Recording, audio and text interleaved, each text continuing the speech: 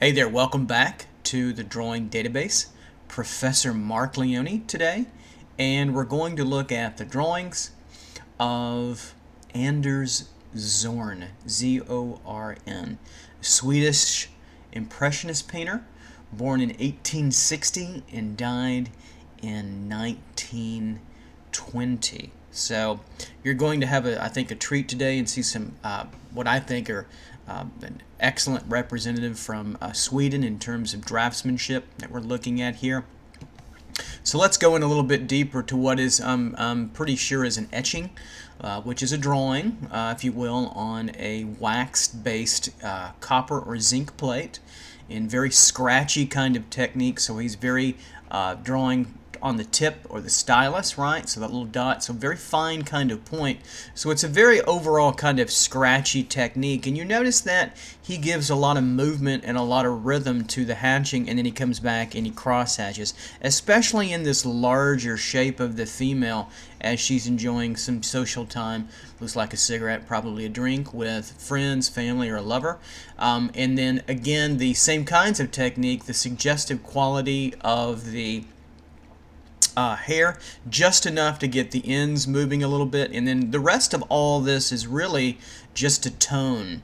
It's not necessarily a lot of value shifts. We see a little bit here and here, but more so he's trying to fill in the space and again give the impression of finality of the hair in a more finished kind of sketch. And we'll see this over and over again from Anders Zorn, and then the lovely shadow shape that he investigates on the model here, and really mapping that out first and then filling that in with rhythmic nice movement here of the stylus, and then of course moving into the etching acid bath, and then on to embedding the ink into the print, and then we have the wonderful etching here. I love the graceful impressionistic hand rendering, just two simple tones in the gesture of the hand in the cigarette, which is really lovely.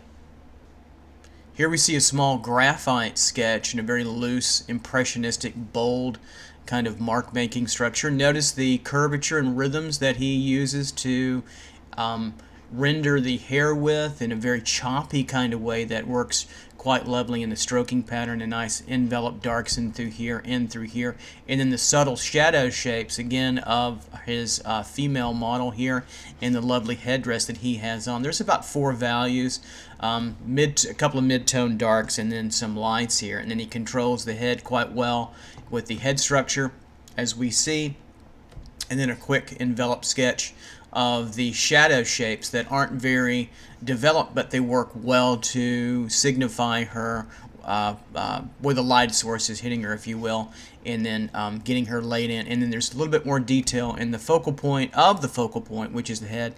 In this case, certainly the eyes and a little bit of the nose. Very loose study that works beautifully well. Let's get in a little bit closer so we can see that technique. This takes some time to get that loose and to make it work together and to pull it all together. So really learn your lessons well, study the craft of drawing, and perfect simplified forms, move on to more complex forms in a tighter way, and then if you prefer a looser gestural impressionistic style, then begin to start to loosen up, and you'll have the structure underneath that will hold it all together.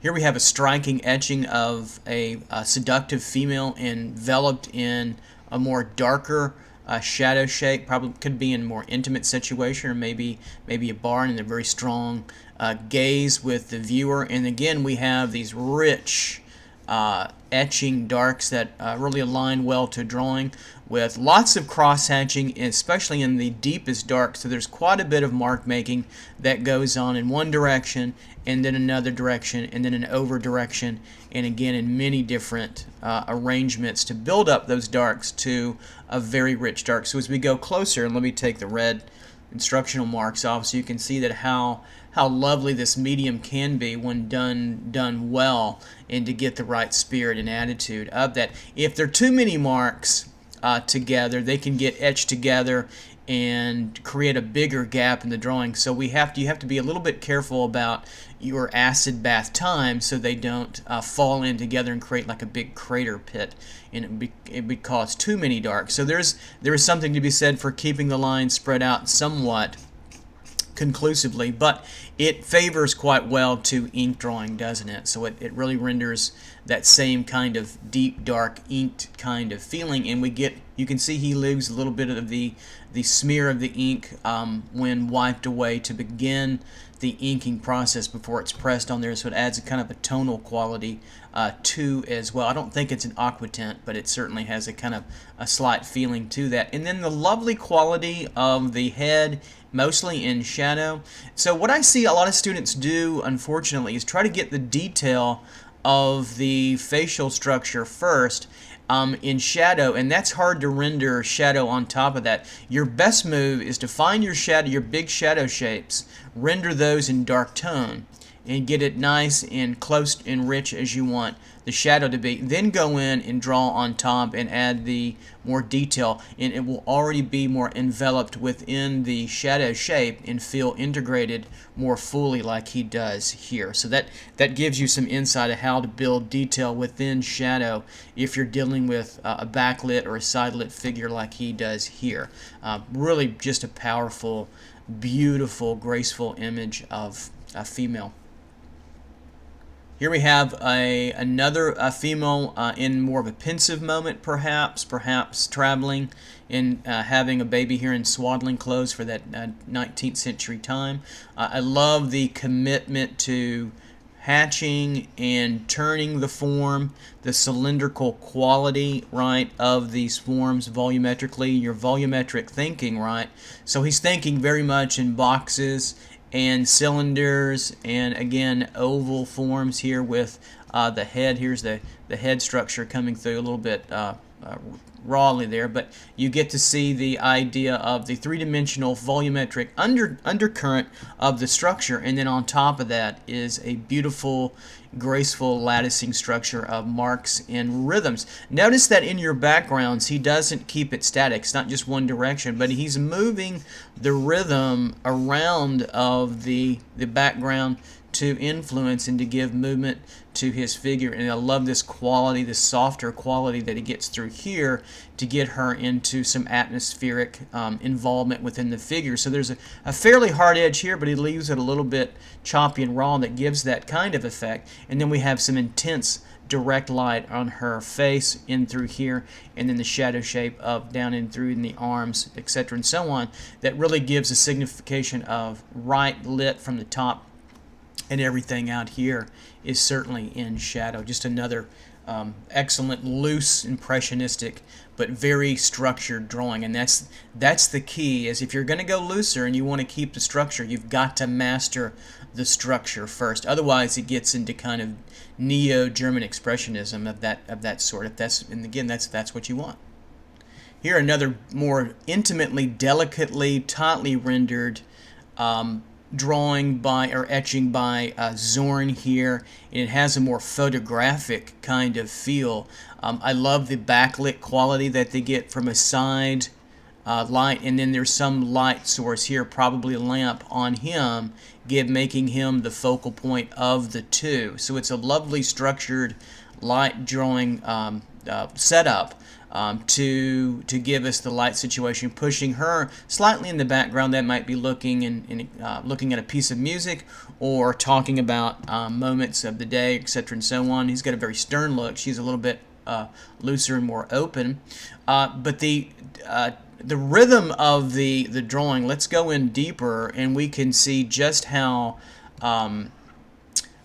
loose and swashbuckly, if you will, this is. The wonderful rhythmic quality of the hatching and some slight cross hatching is just remarkable. This lovely movement gets us a downward stroking mark, and he brings us over a little bit. But that's what helps keep the drawing together, is number one, his subtle use of edges, a more subtle, sophisticated use of value, but also the rhythm of the mark and the stroke pattern, and the overall, and this is really important, the surface consistency.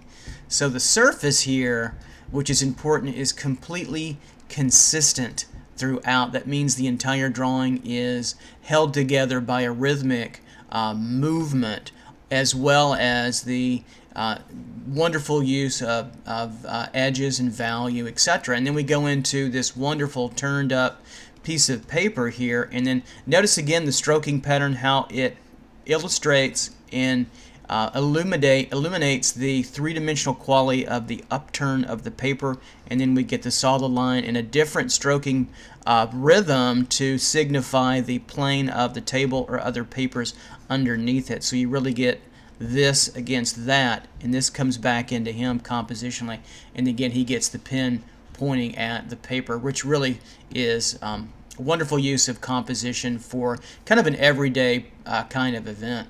Here we have a nude in a laboratory or perhaps a bedroom here. Just the beginning of the morning, and we have a lovely, some detail in the background, a grandfather clock, and again that wonderful Zorn freshness and looseness with the etching.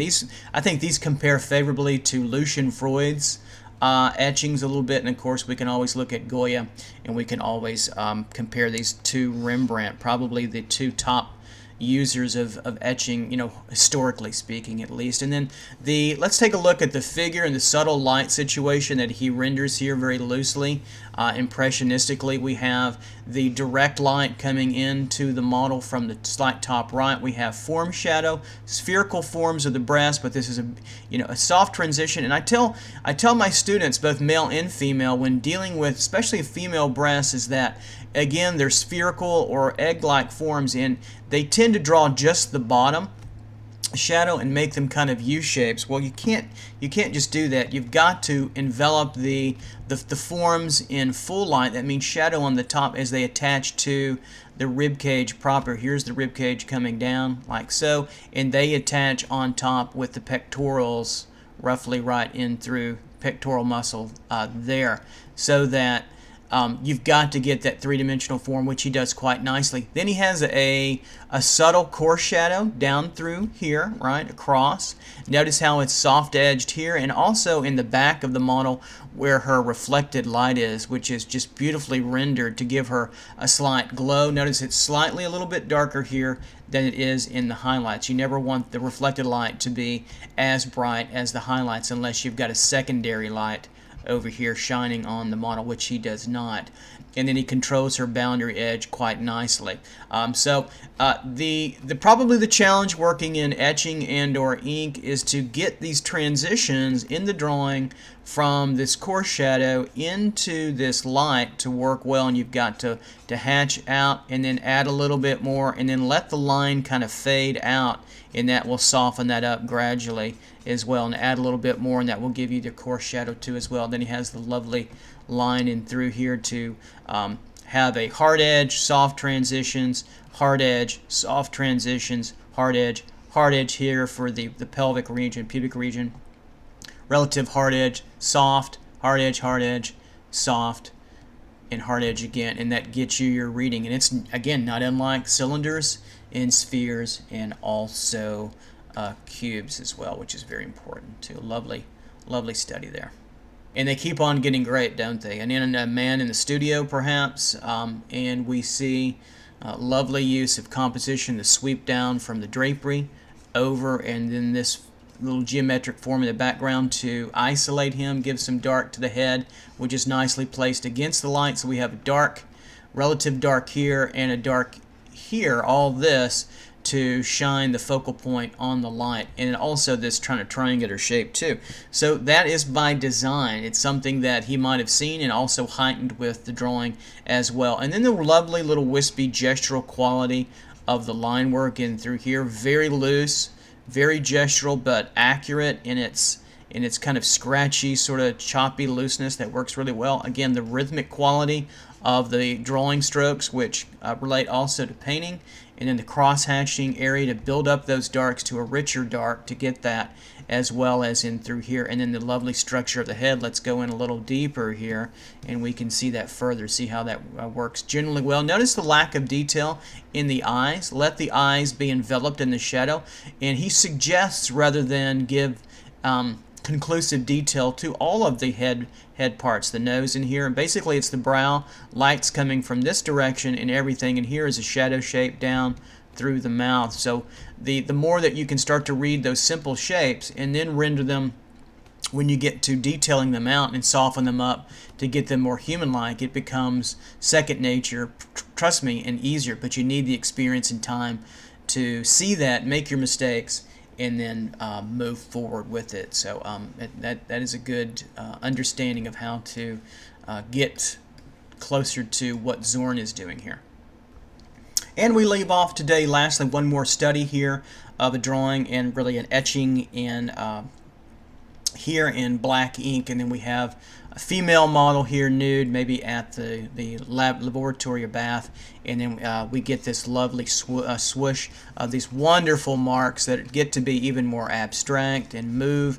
Notice the rhythmic quality her coming down, and then this is really a tour de force for cross contouring, getting the width. When you draw a form and you get the outside length, this gives you the length. What students forget is they try to come this way all the time and they forget about getting the width. Notice how he comes across the form, across the breast forms. Notice the rhythm of the chest. This is something that if you haven't done this yet, you want to get into your drawings immediately to give you more three-dimensional quality and roundness to the model.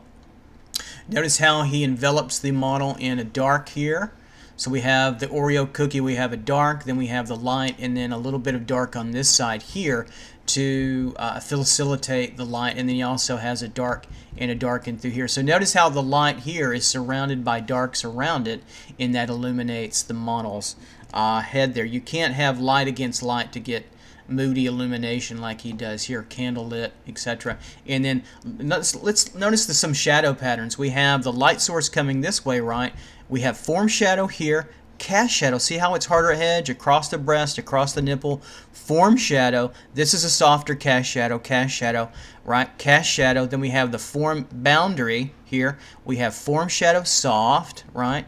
Soft, and then a boundary edge, deep shadow, and then a cast shadow from the breast onto the arm, which is a harder edge created by light. And then we have her boundary edge when this is all form shadow. Once you begin to read these further, and this is a cast shadow too, you get this conclusive three-dimensionality that reads beautifully. There you go. Anders Zorn, one of my favorite draftsmen, and he's amazing.